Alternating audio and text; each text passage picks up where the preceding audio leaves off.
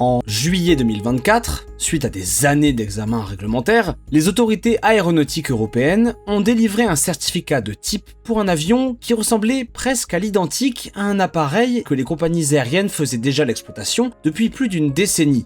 Pas de nouveau fuselage, pas de double couloir, pas de conception entièrement nouvelle, pas de silhouette spectaculaire comme celle du 747, de la 380, du 777X ou de la 350.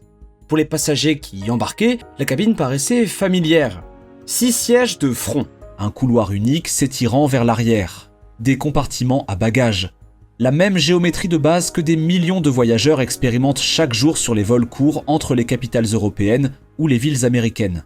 Pourtant, cet avion d'apparence ordinaire, l'Airbus A321 XLR, allait engranger plus de 500 commandes avant sa première livraison et laisser Boeing sans réponse crédible pour un segment de marché valant des centaines de milliards de dollars. Pendant des décennies, l'industrie aéronautique a accepté l'idée que les vols long courriers nécessitaient des gros porteurs, des bicouloirs. 2 moteurs montés sur de larges ailes en flèche, transportant suffisamment de carburant pour traverser les océans avec des centaines de passagers à bord. La géographie et la physique l'emportaient toujours. Les monocouloirs volaient sur courte distance. Les gros porteurs volaient loin. Lors du mois de novembre 2024, Iberia a inauguré le service commercial de l'A321 XLR entre Madrid et Boston. Un avion à couloir unique traversant l'Atlantique avec 182 passagers, dont une classe affaires avec siège entièrement inclinable. À la mi-2026, Indigo, Air Canada, American Airlines et Saudia avaient toutes pris livraison de leurs appareils United et d'autres faisant la queue. L'A321 XLR transporte moins de passagers qu'un gros porteur. Il a moins de capacité de fret. Il offre moins d'espace en cabine. Il ne peut égaler le confort d'un A330, d'un 787 ou d'un A350 sur un vol de 8 heures. Selon tous les critères traditionnels utilisés par les compagnies aériennes pour évaluer les avions long courrier, l'A321 XLR semble inférieur. Pourtant, Boeing n'a pas d'équivalent. Les compagnies aériennes qui ont bâti des empires sur les correspondances en hub voient les liaisons sans escale les contourner entièrement. L'A321 XLR semble ordinaire. C'est précisément ce qui le rend dangereux. Alors, comment un monocouloir peut-il menacer toute une catégorie de gros porteurs ? Pour comprendre pourquoi Airbus est en train de redéfinir l'aviation long courrier avec ce qui est essentiellement un A321 perfectionné, il faut comprendre pourquoi cet appareil fut considéré comme impossible durant si longtemps.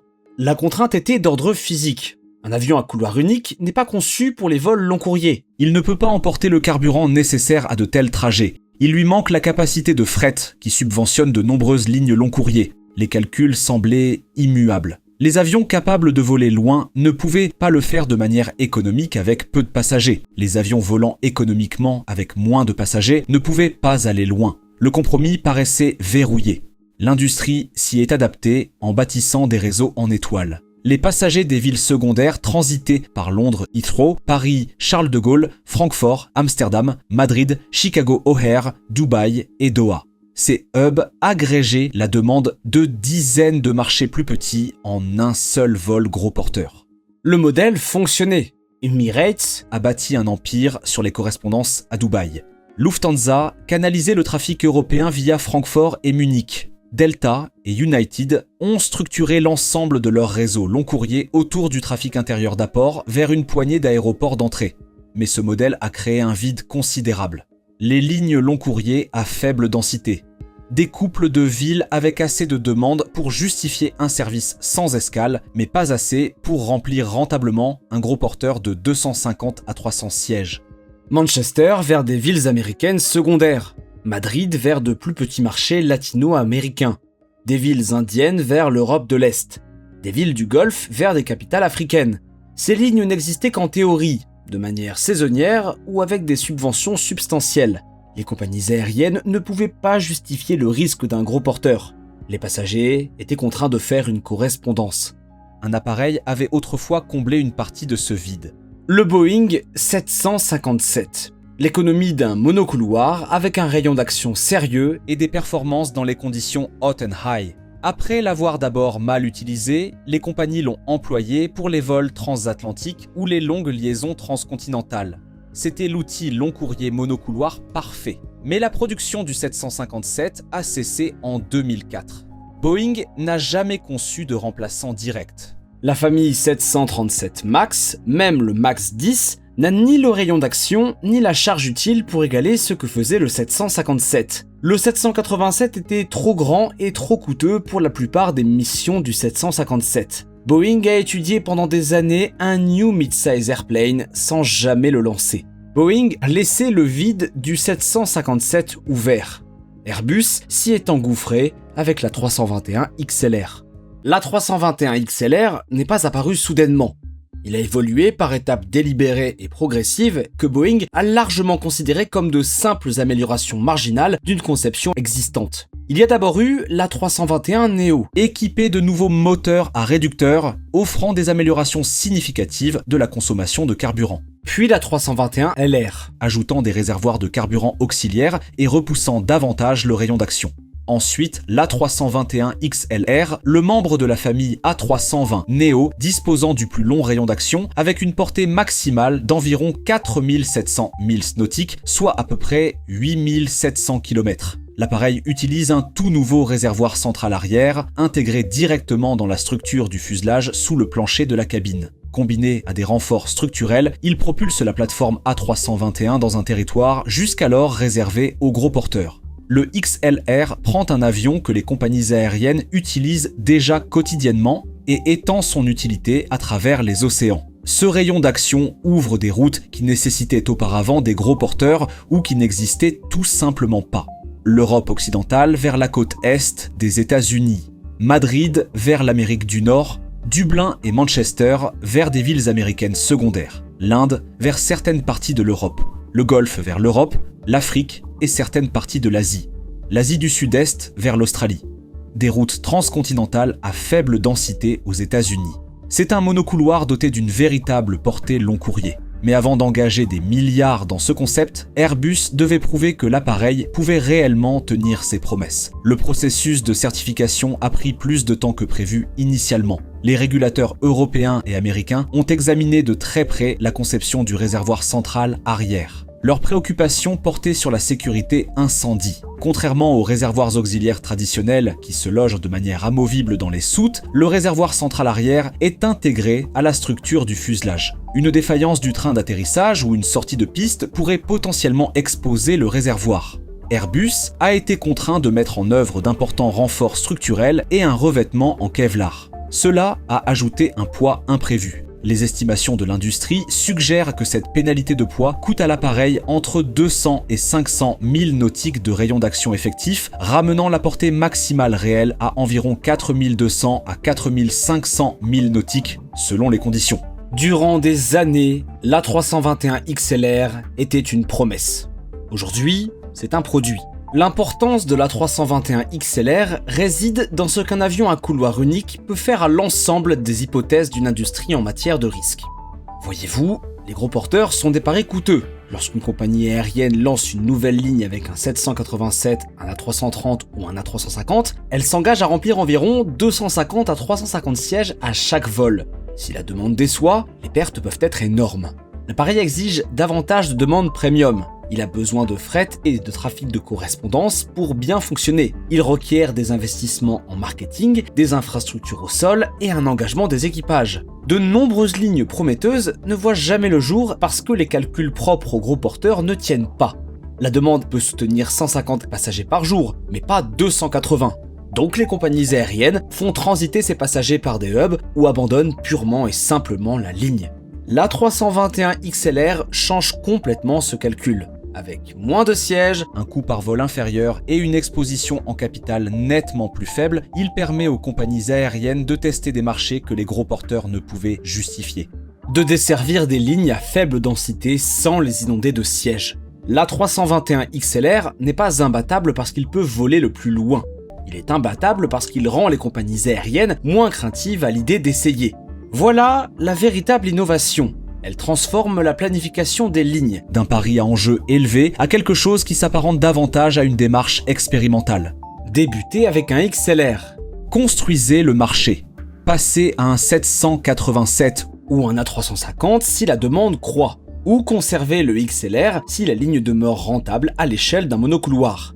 La 321 XLR n'est pas qu'un avion, c'est un laissez-passer pour les planificateurs de ligne. Il existe une autre dimension qui rend la 321 XLR particulièrement dangereux pour les concurrents gros porteurs. Il appartient à la famille A320 Neo. Pour les compagnies aériennes qui exploitent déjà des A320 et des A321, l'ajout du XLR ne nécessite pas de mettre en place une nouvelle infrastructure opérationnelle. Les pilotes peuvent effectuer la transition avec une formation supplémentaire minimale. Les équipes de maintenance disposent déjà des pièces, des outils et des procédures. Les moteurs et composants de rechange sont déjà présents dans les stocks à travers les réseaux mondiaux. Cet avantage de communauté de flotte est presque impossible à surestimer. L'introduction d'un nouveau type de gros porteur peut exiger des investissements colossaux en formation, certification, stock de pièces, infrastructure de portes d'embarquement et planification de la reprise après perturbation. La 321 XLR contourne tout cela. Le super pouvoir de la 321 XLR n'est pas son rayon d'action, c'est sa familiarité. Les gros porteurs nécessitent un écosystème opérationnel différent. Des équipages de gros porteurs, des hangars de maintenance pour gros porteurs, des portes d'embarquement plus grandes avec double passerelle, davantage d'infrastructures de fret, des stocks de pièces de rechange différents. Une reprise après perturbation plus complexe lorsqu'une annulation de vol laisse des centaines de passagers en rade. La 321 XLR maintient les compagnies aériennes proches de la simplicité du monocouloir. Il utilise les portes d'embarquement existantes pour monocouloir. L'appareil s'intègre aux flottes existantes de la famille A320. Il peut même être affecté sur des routes plus courtes en cas de besoin, bien que son poids supplémentaire amène les passagers à l'utiliser avec prudence. L'échec d'une route en gros porteur peut devenir une crise. L'échec d'une route en A321 XLR est beaucoup plus facile à redéployer. Nulle part cette transformation n'est plus visible qu'à travers l'Atlantique Nord. Iberia est devenu l'opérateur de lancement en novembre 2024, configurant son A321 XLR avec 182 sièges dans un agencement à 2 classes incluant des sièges affaires entièrement inclinables avec accès direct au couloir. Iberia a décrit l'appareil comme permettant des liaisons transocéaniques avec un monocouloir tout en offrant un service haut de gamme similaire à ses A330 ou A350. American Airlines a commencé l'exploitation commerciale de l'A321 XLR en décembre 2025. Son premier déploiement s'est en fait fait sur la liaison JFK Los Angeles avec une configuration comprenant 20 sièges affaires, flagship suite entièrement inclinable, 12 sièges en classe économique premium et 123 sièges en classe économique. Au-delà de quelques autres liaisons transcontinentales intérieures, American Airlines a également lancé des vols entre JFK et Édimbourg avec la 321 XLR. Air Canada a pris livraison de son premier A321 XLR à Hambourg en avril 2026, avec un plan de flotte couvrant 30 appareils. La compagnie a annoncé de nouvelles liaisons transatlantiques au départ de Montréal et de Toronto vers des destinations telles que Berlin, Toulouse, Nantes et d'autres. Sa cabine Glowing Hearted comprend 14 sièges classe signature entièrement inclinables dans une configuration 1 à 1 avec accès direct au couloir. Saudia est devenu le premier opérateur du Moyen-Orient en mai 2026, configurant son appareil avec 24 sièges en classe affaires et 120 en classe économique. La compagnie prévoit de déployer le XLR sur des liaisons au départ de Jeddah. Indigo a reçu son premier A321 XLR début 2026 dans le cadre d'une commande bien plus vaste de la famille A320. Le transporteur low-cost indien prévoit d'utiliser l'appareil pour des missions long courrier, notamment Delhi et Mumbai, vers Athènes, étendant ainsi sa portée vers l'Europe. L'A321 XLR transforme l'Atlantique d'un marché réservé aux gros porteurs en un échiquier liaison par liaison. Les réseaux long courrier traditionnels dépendent de hubs qui agrègent la demande. L'A321 XLR permet davantage de routes directes contournant ces hubs. Une plus petite ville européenne pourrait obtenir un service sans escale vers l'Amérique du Nord. Une ville secondaire américaine pourrait obtenir un service sans escale vers l'Europe. Une destination de loisirs pourrait contourner entièrement le hub de correspondance habituel. L'A321 XLR ne tue pas les hubs. Il leur dérobe les routes que les hubs rendaient autrefois nécessaires. Pour les compagnies de réseau, le XLR ouvre des marchés long courrier à faible densité, ajoute des fréquences sur les routes existantes, remplace les 757 vieillissants et les plus petits gros porteurs, soutient les hubs secondaires et dessert des routes longues sans capacité excédentaire. Pour les compagnies à bas coût, il ouvre une voie vers le long courrier sans avoir à acheter de gros porteurs, permet d'exploiter des routes de loisirs à faible densité et prolonge le modèle low-cost court courrier plus loin dans les vols intercontinentaux. Mais le long courrier à bas coût reste difficile. L'A321 XLR aide. Il ne résout pas, comme par magie, la saisonnalité, la volatilité du prix du carburant, le coût des équipages, les attentes de confort des passagers ou les limites des revenus premium. L'A321 XLR rend le long courrier plus facile. Il ne rend pas le long courrier facile. La situation de Boeing est particulièrement difficile. Boeing n'a pas de véritable équivalent à l'A321 XLR. Le 737 MAX 10, même une fois certifié, est fondamentalement un avion à forte capacité destiné aux trajets courts et moyens courriers. Les MAX 8 et MAX 9 ne peuvent égaler la combinaison d'autonomie et de charge utile du XLR. Le 787 est trop grand et trop coûteux pour la plupart des missions du XLR. Le New Midsize Airplane proposé par Boeing a été indéfiniment retardé et n'a abouti à aucun produit tangible. Le 757 vieillit et disparaît progressivement des flottes à l'échelle mondiale. La réponse de Boeing à la famille A320 Neo dans le segment des monocouloirs fut la famille 737 MAX. Mais Boeing visait la certification des MAX 7 et MAX 10 en 2026 et aucune des deux variantes n'était entrée en service. L'A321 XLR ne se contente pas de battre les avions de Boeing. Il bat l'avion Boeing qui n'existe pas. Un nouvel avion entièrement repensé pour le segment intermédiaire nécessiterait de nombreuses années et des milliards de dollars de développement. Boeing doit actuellement gérer les variantes de certification du 737 MAX, le redressement de la production, les priorités liées au 787 et au 777X, une surveillance réglementaire intense et une pression considérable sur son bilan, incluant une dette à long terme de plus de 47 milliards de dollars. Même si Boeing lançait demain un avion parfait pour le segment intermédiaire, il arriverait des années après l'A321 XLR. Airbus a déjà capté les premiers clients et verrouillé ses créneaux de production. Airbus vend un avion aujourd'hui. Boeing ne peut vendre que l'idée d'une réponse pour demain. Airbus a gagné ce segment avant même la première livraison parce qu'il a identifié le marché tôt. Il a vu que les compagnies aériennes voulaient un remplaçant du 757, une capacité long courrier à faible densité, des lancements de route à risque réduit et une communauté monocouloir sans le coût d'un gros porteur. Il n'avait pas besoin d'un avion entièrement repensé. Il a simplement continué à améliorer la 320 et 1. Airbus n'a pas battu Boeing en inventant une nouvelle catégorie. Il a battu Boeing en comprenant la catégorie que Boeing avait abandonnée. L'A321 XLR n'est pas parfait. L'histoire comporte de véritables complications. Le confort des passagers est la faiblesse évidente. L'appareil reste un monocouloir. Certains passagers n'apprécieront pas de voler 7 à 9 heures dans un tube sans double couloir, sans cabine spacieuse, sans toilettes multiples ni galets flexibles.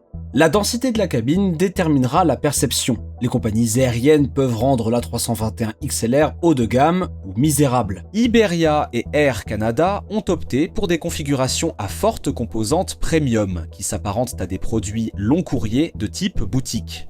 Wizz Air, en revanche, configure son A321 XLR avec 239 sièges non inclinables, les passagers de la plupart des rangées étant compressés dans 28 pouces de pas sans divertissement à bord. L'A321 XLR peut effectuer des vols long courrier.